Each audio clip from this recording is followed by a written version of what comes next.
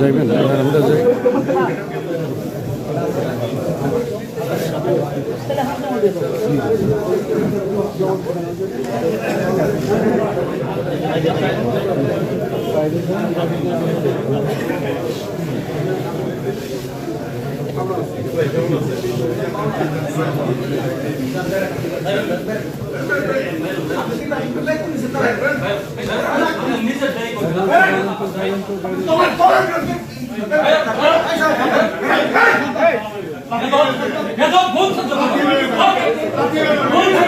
জেলা প্রশাসক রিটার্নিং অফিসারের কক্ষে যদি এই ধরনের আক্রমণ হয়, প্রার্থীর নিশ্চয়তা তার নিরাপত্তা দিতে না পারে, আমি মোহাম্মদ আতাউর রহমান আতা মানিকগঞ্জ 3 আসনের সাটুরিয়া মানিকগঞ্জের আসনে একজন স্বতন্ত্র এমপি প্রার্থী ছিলাম, আছি।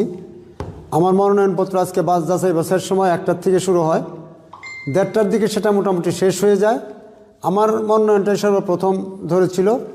আমাকে 1% ভোটের 10 জনকে যাচাই করে 9 জনে ওকে কইছে, একজনের কি বলছে যে আমি সাইন করি নাই, এই মিথ্যা কথা, এইটাকে বানানো, এটা একটা ষড়যন্ত্রের শিকার আমি। আমাকে ওই অজুহাত দিয়ে বাতিল করার পরে অন্যান্যদেরকে যাচাই বাছাই করার সময় যখন তাদের বিরুদ্ধে অভিযোগ তুলেছে, তখন কথা উঠেছে এটা প্রাতিষ্ঠানিক, এটা দেওয়া যাবে না।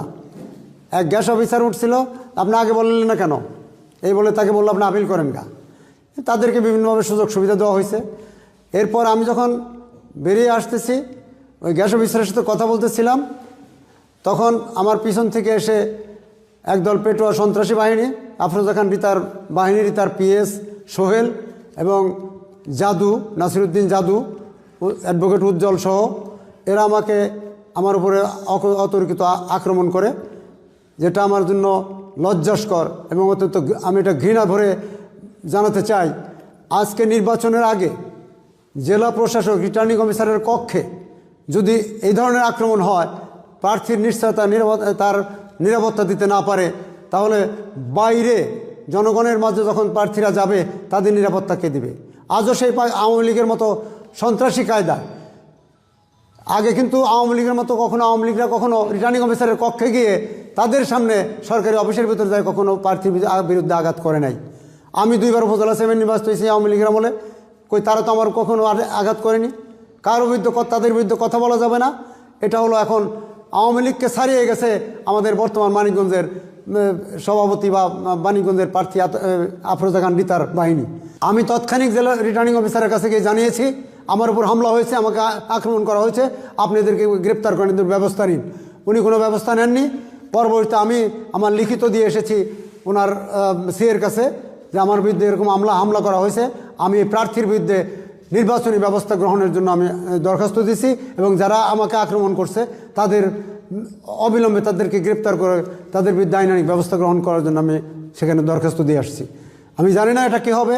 এত দুর্বল প্রশাসন, এত দুর্বল যদি ডিসি রিটার্নিং অফিসার হয়, উনি কী করে এই নির্বাচন পরিচালনা করবেন?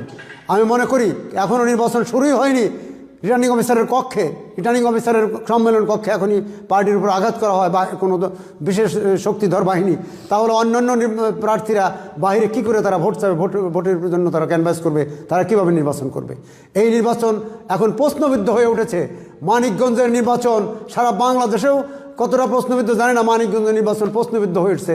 মানিকগঞ্জের নির্বাচন সুষ্ঠু হবে না, এটা আমার আজকে ধারণা হয়ে গেছে। আমি এটার তীব্র প্রতিবাদ জানাই। অবিলম্বে এই সন্ত্রাসীদের গ্রেপ্তার করতে হবে এবং এই যে যার বাহিনী তার বিরুদ্ধে এই নির্বাচনী আইনে তার বিরুদ্ধে ব্যবস্থা গ্রহণ করার জন্য আমি জোর দাবি জানাচ্ছি। তা যদি না হয় তাহলে বুঝবো মানিকগঞ্জের এই রিটার্নিং কর্মকর্তা, এই প্রশাসন দিয়ে নির্বাচন সুষ্ঠু হতে পারে না, সুষ্ঠু হতে পারবে না। এখানে একটা নামকস্তি নির্বাচন, কোনো এরা তার তারই পক্ষপাতিত্ব, তারই দাস হিসেবে প্রশাসন কাজ করবে এবং বিজয় তারা জোর করে ছিনিয়ে নিয়ে যাবে পাবলিকের। আসসালামু আলাইকুম।